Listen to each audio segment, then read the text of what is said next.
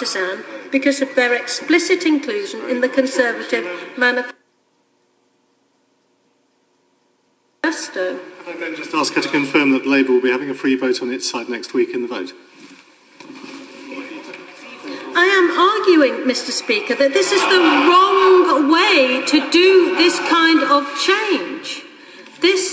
The procedures and standing orders of the House should be House business. They should not be infected by Conservative Party whips or Labour whips. It is the government that have chosen to make these changes in this way, and the Right Honourable Gentleman should be ashamed of himself. We are now to believe that the government should mandate changes to the standing orders of the Commons in their manifesto and force it through using a whipped vote. This is a very, very, very sad day, Mr. Speaker.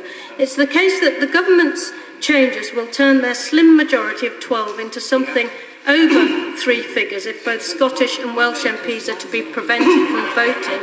I believe this is the real driver behind these changes, and it makes the outrageous procedural fix of using standing orders rather than legislation to produce the change even more unacceptable. I hope that even at this late hour, the government will think again. The unintended consequences of what they're doing could be very large indeed, and the precedents they are setting are dire. Point of order, Mr. Alex Salmond. Mr. Speaker, we all heard earlier the Leader of the House indicate that tuition fees in England might be a measure subject to the procedure that he's outlining, anticipating not just a change of standing orders, but your certification if a change of standing orders took place. That, I know the Leader of the House doesn't understand the Barnett formula, but I know that you do, sir.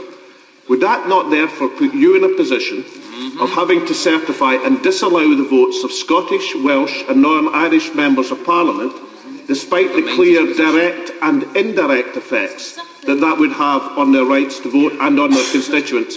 Wouldn't that be not just an invidious position, Mr. Speaker, but greater than the shoulders of any one man can bear, if I remember the quote correctly, when just such a measure was rejected in the 19th century? Hear, hear. The Right Honourable Gentleman has demonstrated very clearly that he knows his Gladstone, and we're grateful to the Right Honourable Gentleman for that. The short answer to him is that if these measures take effect, the responsibility of the Chair will be to fulfil his duties in accordance with the standing order. That is the factual position. How people interpret that, what gloss, and I use that term non-pejoratively, people put on it, is a matter for them. The Chair will do the duty of the Chair. People may like that duty or dislike that duty, think it beneficial or hazardous, but the duty would have to be done.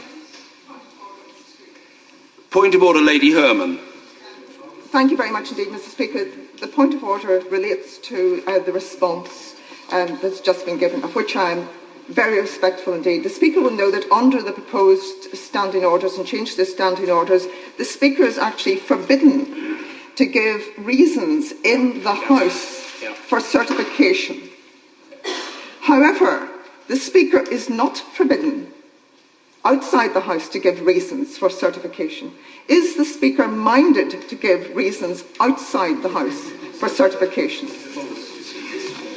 Well, I think we're ahead of ourselves, I say to the Honourable Lady, and the possibility that she is ahead of me and indeed most of us is certainly not one that should be discounted. I say she's ahead of herself with no spirit of surprise at all. But there are no such standing orders yet, and my counsel to the Honourable Lady is wait and see, or in the words not of Gladstone, but of the late Lord Whitelaw, it is probably best to cross bridges only when you come to them.